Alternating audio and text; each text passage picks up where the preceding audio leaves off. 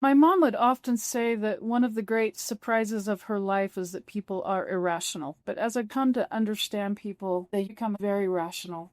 This is Sharilyn Green. Welcome to the Grandpa Channel. We believe we're all more alike than different. Every person has a story, and every story has the power to help us see our own story a little more clearly. Today's guest is Sharilyn Green. I've known Sharilyn for nearly 50 years. She's a wife, a mother, a marriage and family therapist, and one of the wisest listeners I've ever met. In this conversation, we talk about what life has taught her through family, hardship, faith, and years of sitting with people in some of their most difficult moments. It's a conversation about empathy, about slowing down before we judge, and about discovering that when we begin to understand someone's story, they often make a lot more sense than we first imagine. Let's listen. We have a wonderful guest today, Sharilyn Green. So welcome to the Grandpa Channel. Thank you, Steve. But give us a little bit of an idea, kind of the arc of your life, of how did you get to the point that you're at right now, Sharilyn? Probably what was most significant about my childhood is I got to live in Australia for 3 years. And that was a life-changing experience for me as a little girl, just to have that opportunity. Then I got married, and my husband and I joined the Army and then started into medical school. And so that was a journey of about 14 years. We lived in a lot of cool places and had a lot of great experiences, and it was also hard, very hard journey for him, trying him to be an orthopedic surgeon. We had 5 kids.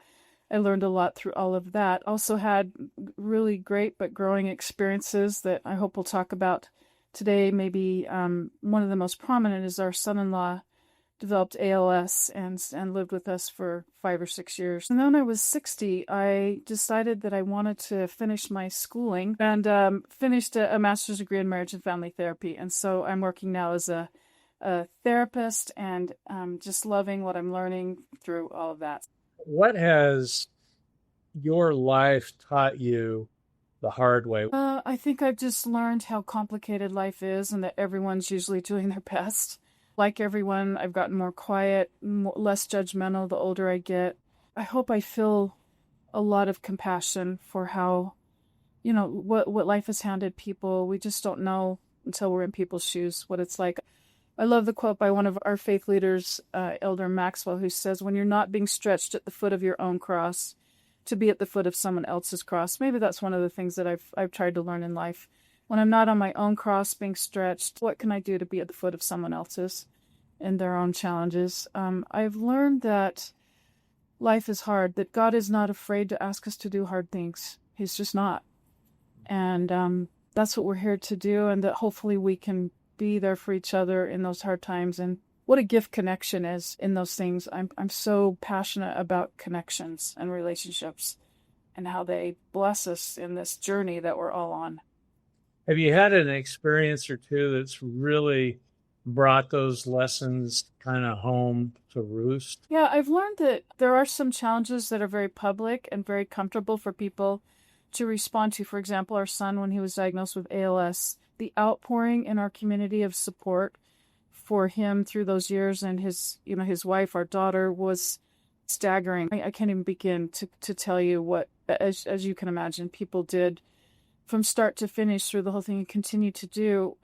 Other journeys that have been more challenging for me is our oldest son is gay. We have a transgender daughter. And those are challenges that people aren't always sure what to do when that becomes part of your family and your life. And yet people have reached out in beautiful ways, and that sometimes there's so much quietly hidden in people's hearts that we don't know about, and to remember that and to be sensitive to that. My mom would often say that one of the great surprises of her life is that people are irrational.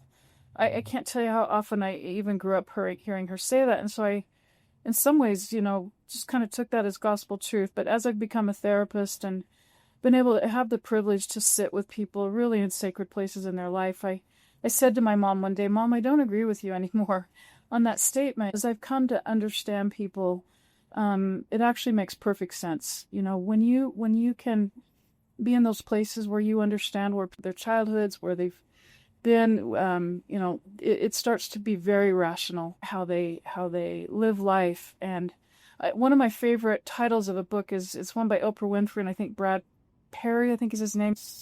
He's a neurosurgeon, but the book is entitled not What's Wrong with You, but What Happened to You. I love that. And if we could say to people, instead of always thinking or saying, goodness, what's wrong with you? You're so irrational. Please tell me what happened to you. I'd love to know more. And then it becomes very rational. So yeah, it's been a sweet conversation with my mom over the years, with a little bit of a twist in it towards the end with me for her. It's one thing that kind of comes up in my life is sometimes I agree with what you're saying, but I either lack the energy or maybe even the desire sometimes to say, what is it? Help me understand where you're coming from with this and what kind of experiences. And obviously, you have to be in a place where people feel comfortable with you. And I'm ashamed that I'm not more open to, I've got to find out what would you be so kind as to share your outlook. But sometimes I just don't feel like I want to dig any deeper. That's not a good place to be. But, Steve, I do want to add to that. Yeah, people have different capabilities as far as, people. We all know people don't say I hate people.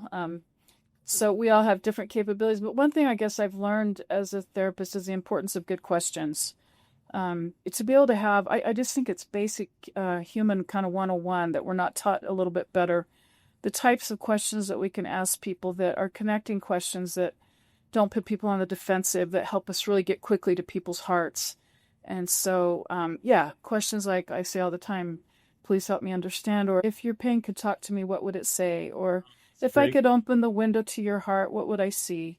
I wish we were better trained as just humans as to how to really find out how people are and how they're doing. And we really aren't trained to do that at all. Don't you think that people aren't going to share if they don't feel like you care? I suppose we could ask the right question, but we don't have the correct sort of secret sauce that we really love them and really want to find out what's going on. Yeah, there's so much vying for our attention. I think one of the greatest gifts we can give people is our undivided attention. To give people eye contact, to be present, put our phones down. I'm sitting in my office right now. I actually have a quote here on my wall that I love by Simone Weil, and she did it in 1942, which is, the most basic and universal human needs include the need to be seen and understood, the need to be taken seriously, the need to be appreciated, the need to be paid attention to.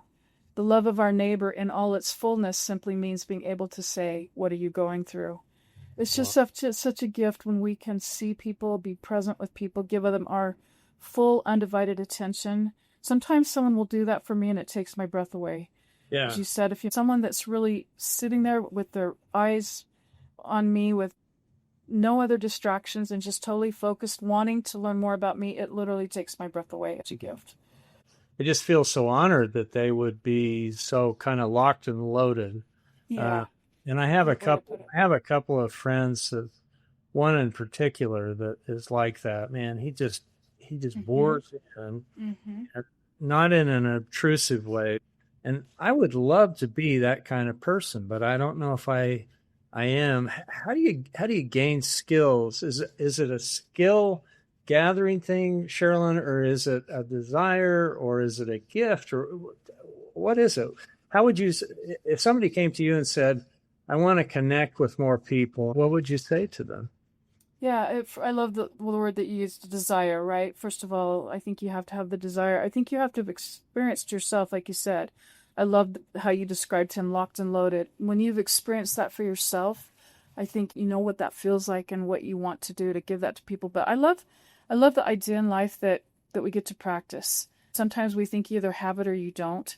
And I love the idea that we can get better at things. And so, the art of compassionate listening, Thich Nhat Hanh, he's one of my favorite people on that.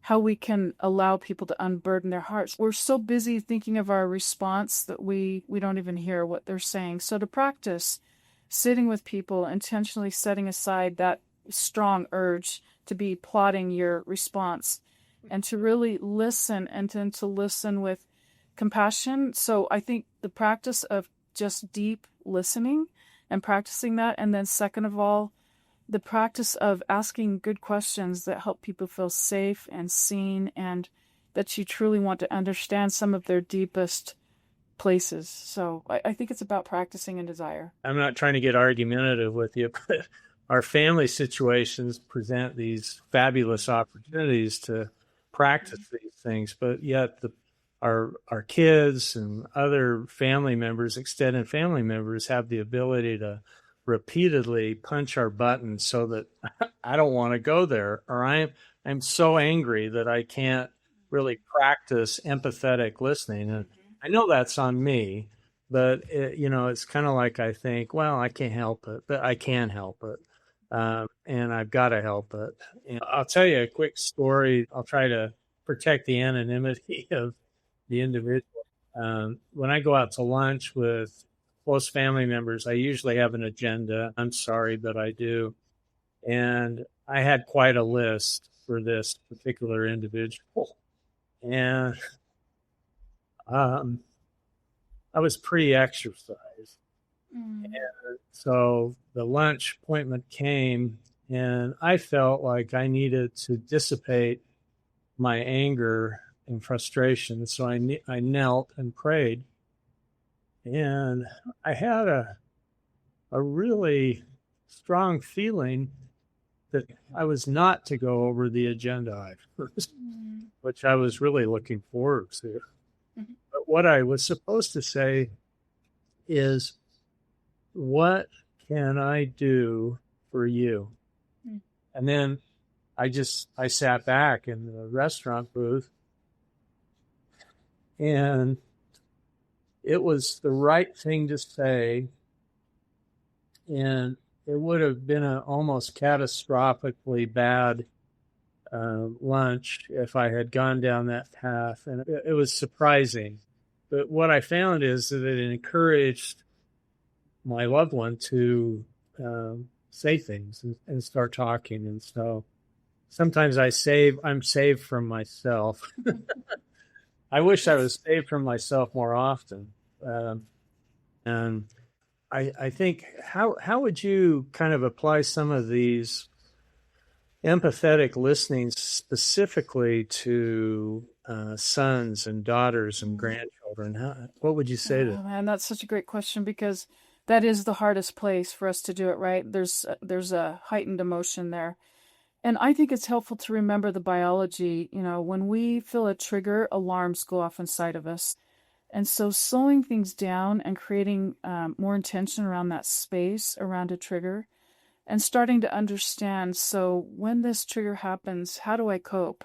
What do I do to protect myself? What's the secondary emotion that someone, my son or my daughter, will see? Usually it's anger, frustration, contempt, some of those really awful emotions that we just so immediately kind of show when we're distressed or triggered. And so that's what they would see. But underneath that usually is fear or pain or hopelessness or discouragement.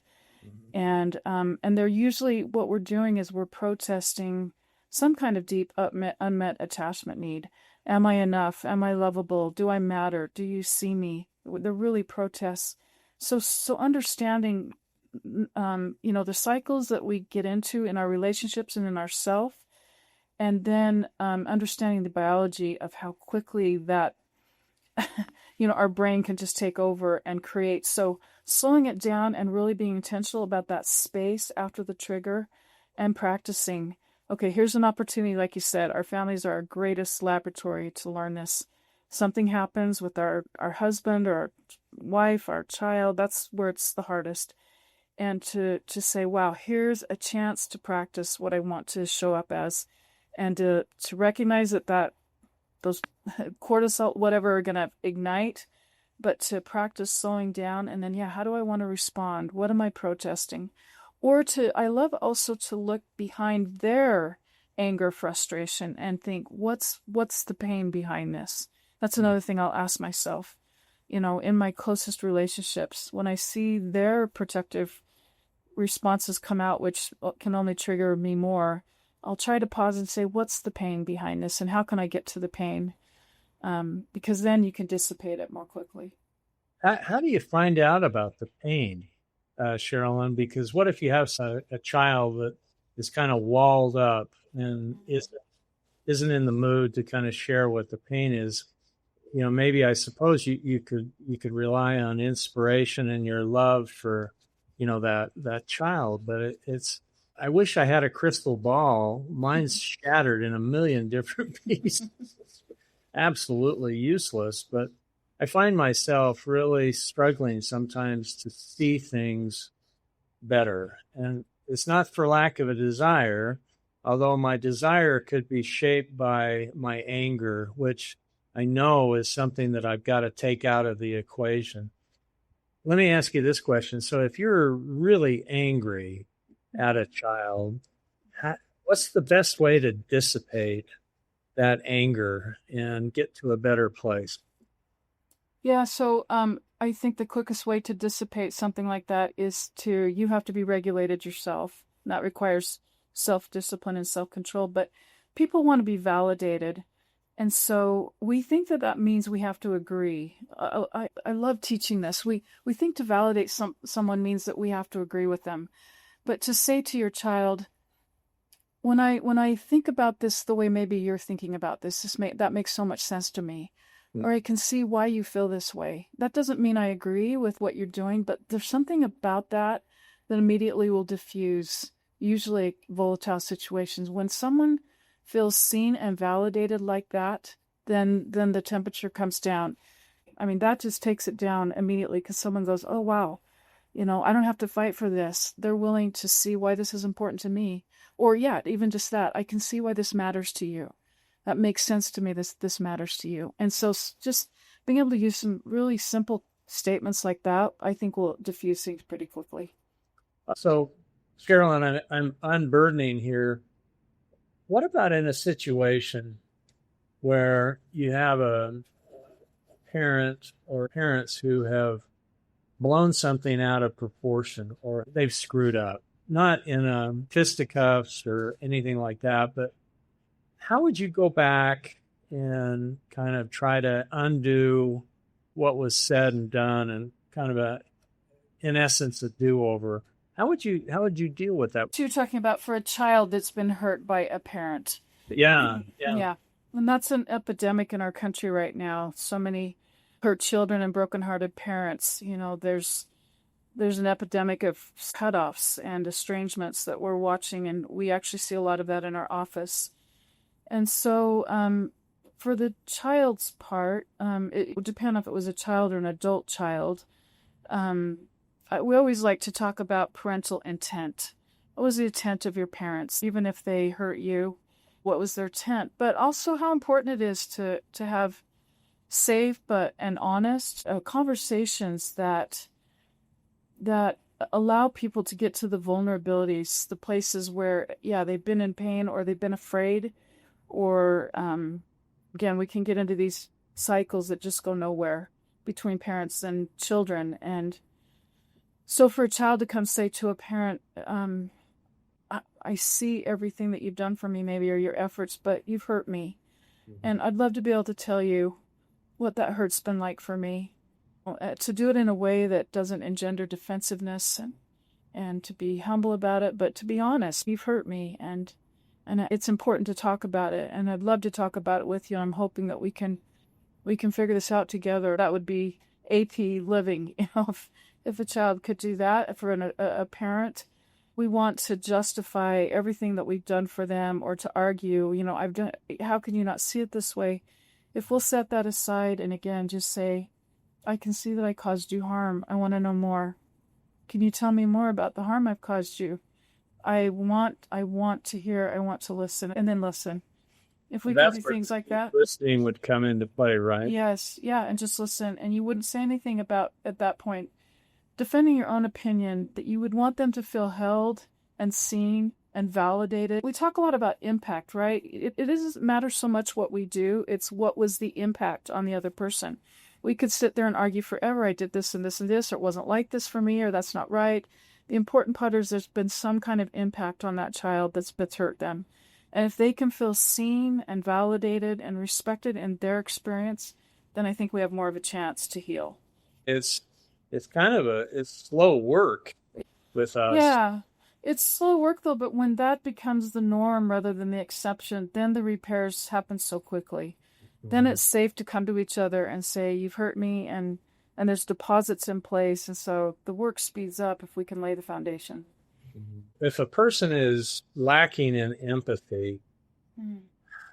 how does one, in your opinion, how does one gain empathy? I know that's a hard question. my So, my first thought was more experience with hard things. yeah, You know, the harder please. life is, it seems like the more empathetic we become. But Right. yeah, people, those are natural gifts sometimes people have, right? We all have gifts, and sometimes empathy, compassion, people are so gifted with those, and others of us aren't. And so I think again, practicing, it's a gift we can practice.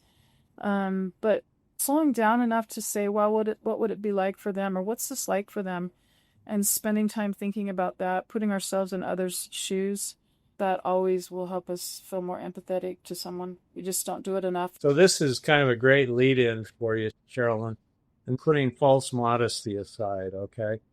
If you were to think about one or two or three superpowers that you have, I'm of the opinion everyone has superpowers. Well, the first thing that jumps to my mind is that I get to practice right now doing something that's hard for, I think, all of us and hard for me. And that's to accept that I do have gifts and to be able to tell you about them. I'm going to practice that right now because in the past, my tendency would be like so Oh many, no, no, no. Yeah. Right. Yeah, Yeah. so it's an opportunity for me to practice saying, yeah, I have been blessed with gifts, and thank you so much for asking. I think one thing I value about myself is to be a safe person. I want to be someone that people can come to and just kind of breathe around, where they don't have to measure their words, where they feel cherished and valued just the way they are, is something that's so important to me. And so I think that that's something I do well is I create safety. I hope to create a safe place for people to land in life. I hope they feel like they can come to me with whatever it is, and I will honor that and be respectful of that and love and cherish them. I think I'm a safe person. Along with that, I really do love to listen. I try to listen to people. I would rather listen than talk. Honestly, I get uncomfortable talking, so this is hard for me to be on a podcast. I believe that we need better listeners in the world, so I think I'm a good listener, and I think that's an important skill to have. I am able to keep a lot of balls in the air. Mhm. I'm quiet about that too. I really don't want people to know how many balls I'm keeping in the air because I like all the balls I'm keeping in the air. People knew how many balls I was keeping in the air, they'd probably be like, that's ridiculous. You shouldn't be doing that. But I like living that way. I love so many things. And yeah, I've developed over the years, maybe there was 6 kids and moving overseas and all the things, the ability to hold space for a lot of things and people. Oh, thank you, I think Steve. it's interesting that you find it uh, more easy to talk about them now than you were a young mom or when you were doing this, that, or the other thing. I wonder if part of it is when you recognize and see the hand of God in your life. One of the great things about being 70, almost 71, is I more clearly see the hand of God in my life. And I go, oh, that's why that happened. Or, that was really hard, but it led me to this choice or to that choice. How have you seen the hand of God in your life, Sharilyn? Yeah, I like to call it divine orchestration. Mm-hmm. And Steve, I would agree with you. I'm also at a place where that is becoming more obvious to me. Maybe God's had time to work in us because we're older. Yeah, I can't even begin to tell you about the divine orchestration that's happened for me to be sitting here in a therapy room right now, 60 years of age, and I see how my whole life has been preparing me for not just this, but other things, hard things, journeys with my children, experiences, weaknesses that I've had, all of those things, and just meeting the right people at the right time. I see so clearly that divine orchestration that you're talking about, and I'm so grateful with you for a God who orchestrates our lives, and I believe he does that for all of us. And I sometimes believe you it can't does. feel it. Yeah, you can't. There are times when life is so bad, like you said, he piles it on, and you think, what in the world? And then, I don't know, 15 years later, you go, oh my goodness, he was tutoring me and preparing me for some of the most beautiful seasons and gifts I couldn't even imagine. I didn't get it at the time. Yeah, yeah, You me know, neither. I Yeah. just felt like that maybe God was busy putting out other fires and, Mm, and kind of had forgotten me, but he never has. no. And that's what 70 years will also teach you, that it's a constant thing. There may be periods of quiet, uh, or maybe it's because I'm not listening as much as I need to. Final question for you. Okay. If there's a 28-year-old woman who is perhaps single, has had a few rough things happen to her, and is trying to deal with things, what would you hope that listening to this podcast, what would you hope that she would take away from this podcast? That is another great question because there's so many in that situation, right? I would tell this person how much we need what they have to offer and in the life that they are living. I see so many single women who understand that, who have risen to the occasion and are contributing to the world in places that I, as a young mother, could not do. I didn't have the bandwidth to do it. And I have a daughter who's, single and not married. I have a couple of daughters who are single and not married. And the difference they're making, a daughter who teaches fourth grade and the amount of children that she has blessed over the years, to feel settled and to feel grounded in the life that they have right now, whatever that is. I would encourage that beautiful 28-year-old to feel more grounded and settled and to trust that God is in charge. He is orchestrating their life, and for whatever reason they're needed in the life that they're living, and that there is so much that they can offer that so many other of us can't with their own gifts and abilities and the circumstances now that they're in. And this is easy to say. I would hold some of the pain, of maybe some of their dreams not working out in the ways immediately that they hoped. I think that's painful. I wouldn't want to diminish that. I would want to hold that so carefully and validate that for someone. Of course, so many of these beautiful young women want to be married, to have children, and that's opportunities not provided right now. And yet I see so clearly the gift they are to the world in other ways that we are doing the things that they long to do, can't begin to do. Wow. You've given me a lot to think about, Sherilyn. There is a kind of a special kind of peace and calm that you have that I think that is a superpower for you. And so thank you for sharing your wisdom with us here on the Grandpa Channel.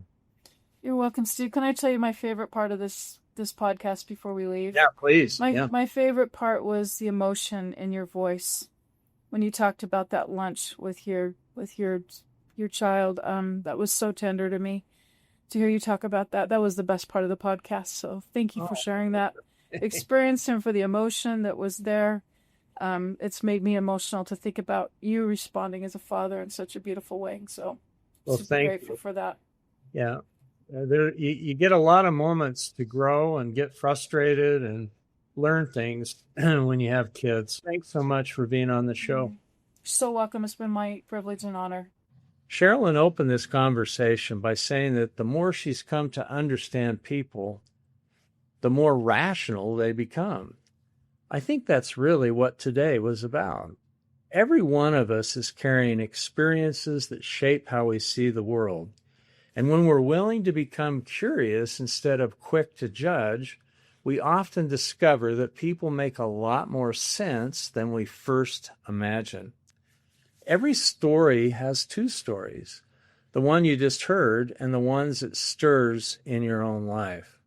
If you'd like to spend a few minutes with that second story, we've created a reflection journal with a few prompts inspired by today's episode. You'll find it in the description. That's why we do this. We believe we're all more alike than different. Every person has a story, and every story helps us see our own story a little more clearly. Keep looking for the stories that connect us all. Until next time, this is Rivers from the Grandpa Channel, signing off. We think to validate someone means that we have to agree with them. But to say, when I think about this the way you're thinking about this, I can see why you feel this way. When someone feels seen and validated like that, then the temperature comes down.